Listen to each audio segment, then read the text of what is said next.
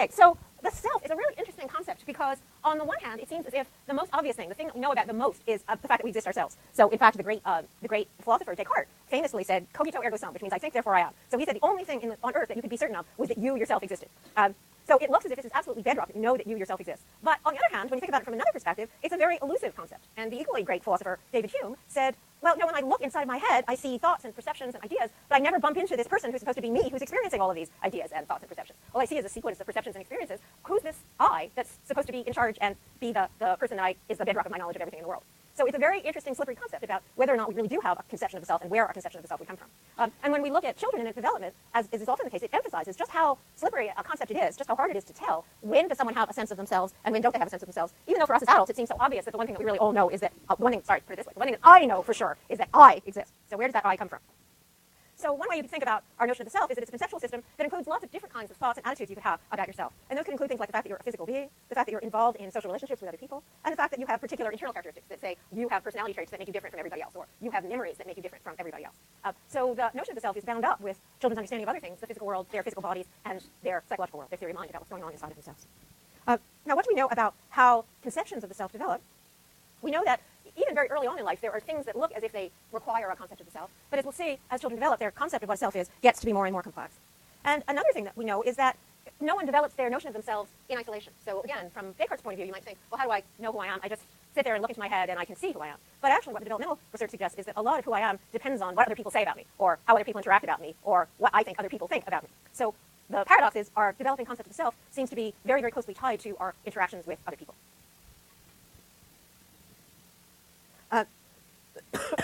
Okay, so in infancy, already in infancy, we've seen that babies control objects outside of themselves and are very excited about the fact that they control objects outside of themselves. So this is a picture of a baby in one of these tasks where the baby has a string tied to his foot and he figures out how to use the string to make the mobile move back and forth. And remember when we were talking about infant cognition, we saw that babies can do this from the time they're 2 or 3 months old. They are very excited and happy about it and do it over and over again. And they don't behave the same way if they aren't the ones who are actually bringing about the contingencies. So just watching the mobile move for the baby or watching somebody else move the mobile isn't nearly as exciting and interesting as doing it yourself. So if you can already distinguish between, oh, now I'm making the mobile go, that's the really fun thing, and when someone else is making the mobile go, it may be the same sequence of events, but isn't as fun or interesting or captivating, then that already suggests that you have some notion of the self different from other people and different from the world outside.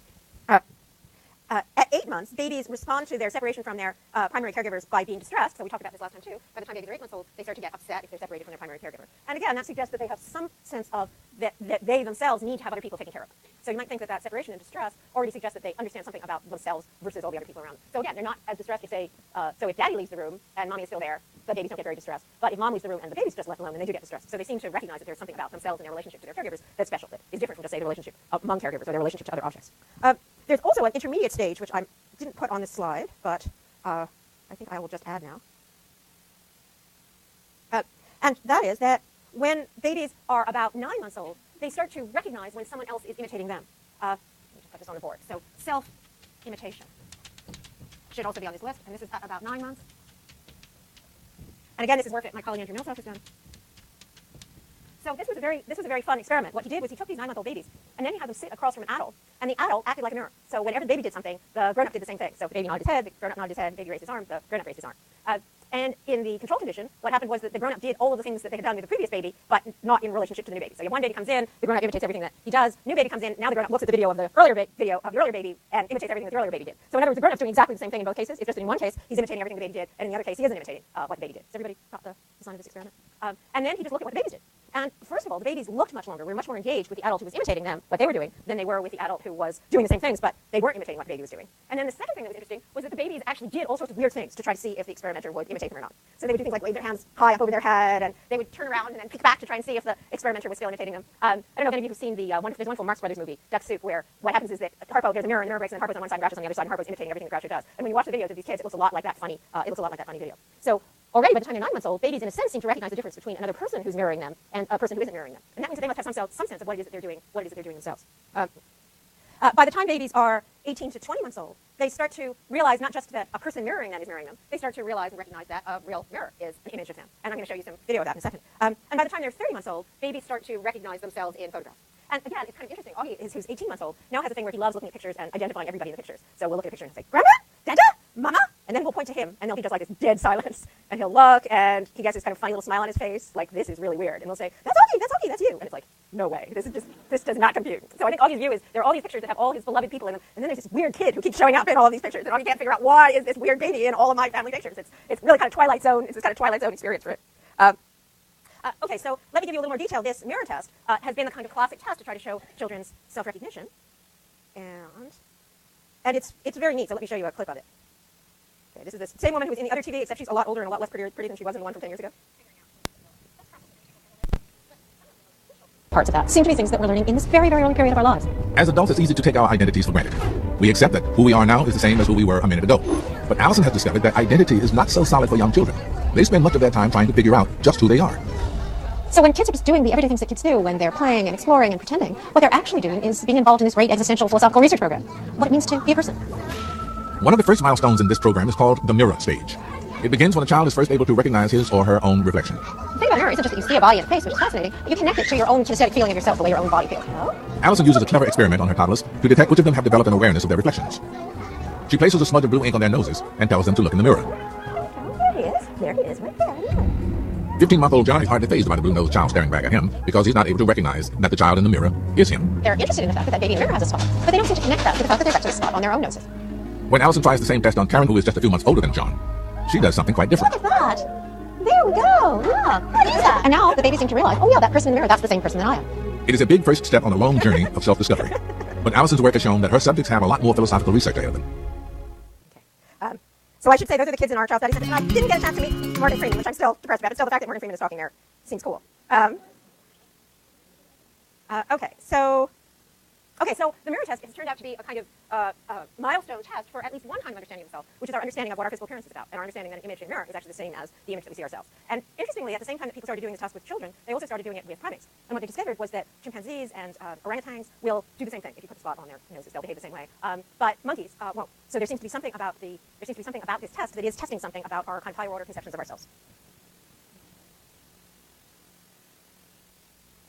And as I say, it's really cute when you see the children in the mirror. It's really clear that that little girl knows that there's something wrong. I think of this as being the baby equivalent of perm shock. If any of you have ever had a permanent wave, it's that sort of terrible moment when you're at the hairdresser's and you look in the mirror and see what they've done to you and are horrified at the results. Okay. So already by the time children are 18 months, they seem to have developed some conceptions of the self. And during early childhood, that conception seems to be more and more elaborated. So remember, just last week when we were talking about emotions, we talked about the fact that when kids are about 2, they start to have these self-conscious emotions, more complex emotions of guilt and shame and embarrassment and pride. Remember, that was the end of last week's lecture. And if you think about pride and embarrassment and shame and guilt, those are emotions that you can really only have if you have a sense of yourself. Because what those emotions are about is about what other people actually think about me. So in order to feel embarrassed or proud or guilty or ashamed, you need to have the idea that I am a person. And not only that I'm a person, but I'm a person who other people are looking at, thinking about, making judgments about. And of course, you can have this experience that I always think is sort of fascinating, where you watch someone else making a fool of themselves and you get embarrassed. So part of what's odd about that is, and of course, the less embarrassed the person is who's making the fool of themselves, the more you feel it if you want to shrink away and curl up in your seat. So even when you're watching someone else do something embarrassing, you treat it as if it's something that's relevant to yourself. So those emotions imply a certain sense of self. And Michael Lewis, who was one of the first people to do the mirror test, actually found that there was a correlation between whether or not children passed the mirror test and whether they showed these self-conscious emotions of pride and shame. So children were more likely to show pride or embarrassment if they passed the mirror test than if they didn't pass the mirror test.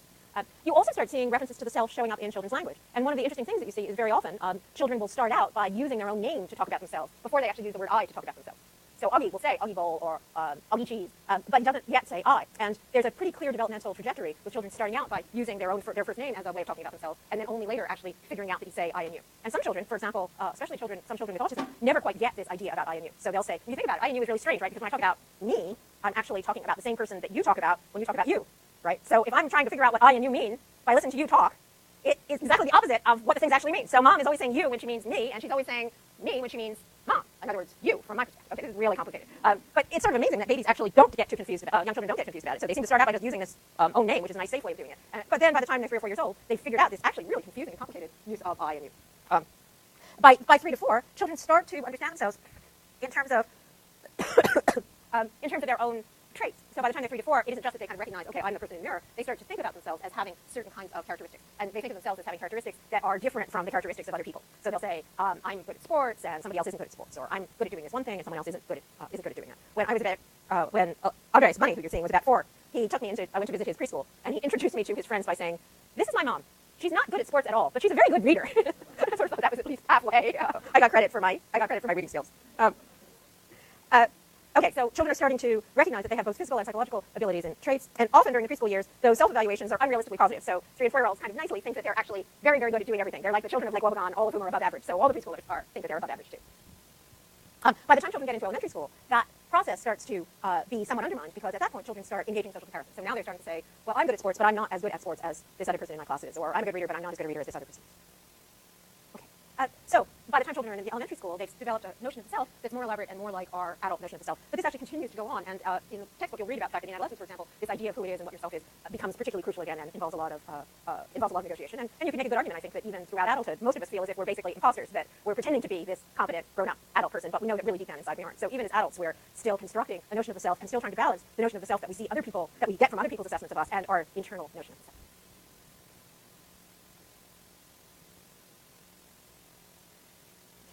All right, so the other side of the coin. So one side of the coin is about your conception of your... Oh, sorry, let's do an explanation breakdown. Okay, so I just decided we'd have to do a really easy one that you could quickly explain in the course of 2 minutes. So given what we have to say about development, what could development tell us about what the self actually is? And let's, 2 minutes should be plenty to explain that.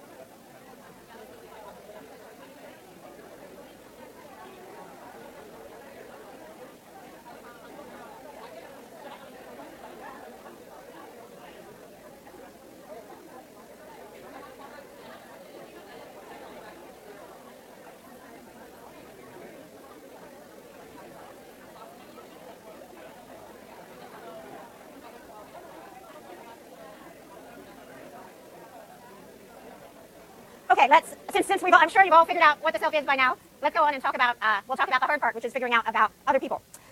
So what we're going to talk about now is what psychologists call attachment, but what essentially all the rest of us call love, and in particular the relationship, the love between caregivers and children.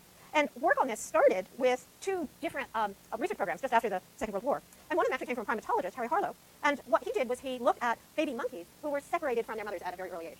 And what he discovered was that babies who were separated from their mothers, even if they were otherwise physically looked after and cared for, showed all sorts of strange, distorted behaviors. So not only were the babies very unhappy about being separated from their mothers, but they behaved in various kinds of strange ways when they got older. They had a hard time having sexual relationships with other monkeys. They had a hard time rearing their own children. So it seemed as if this relationship between the caregivers, mothers in this case, and the babies was really crucial for the normal development of these monkeys.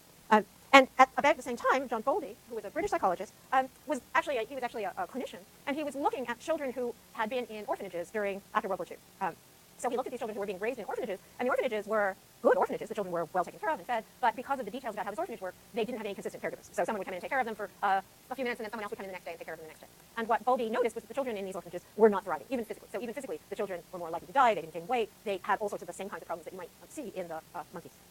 And what Bowlby proposed as a result of these observations was that children are just biologically predisposed to develop attachments with caregivers, and that increases the chance of children's survival. So Bowlby's theory was very rooted in ideas from biology.